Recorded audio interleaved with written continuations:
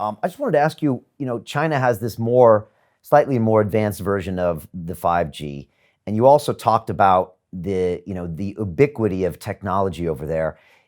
And also, I've heard a bit about this social scoring and everything. Maybe you could describe what the reality looks like for that Chinese citizen, and all, you kind of mentioned it before about how all these technology platforms are part of who they are. And is that what we're expecting in the West? Is China the test of what's going to be rolled out in the West?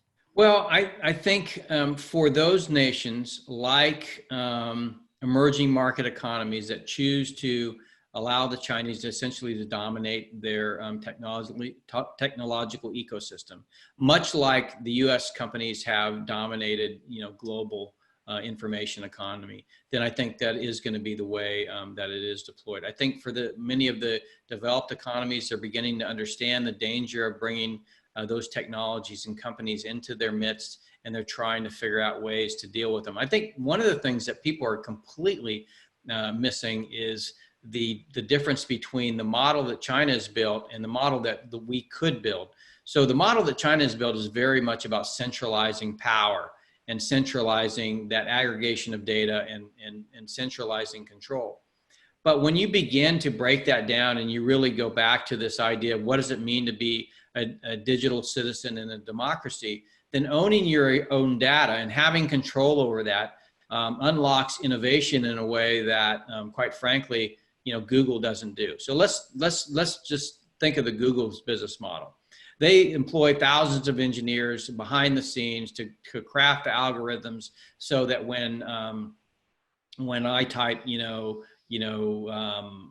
banana, the search results are pretty consistent based on, where I'm searching from.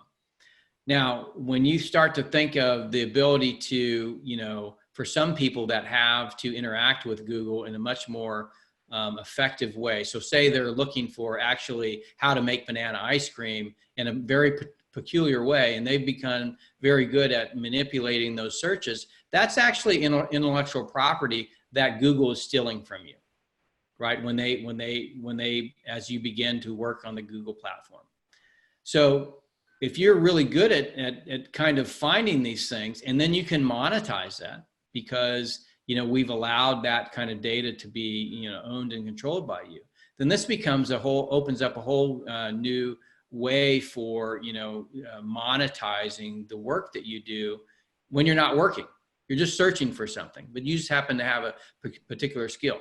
So when you're thinking about just economic security in terms of the individual, the power of the individual, allowing them to make money on the things that they do.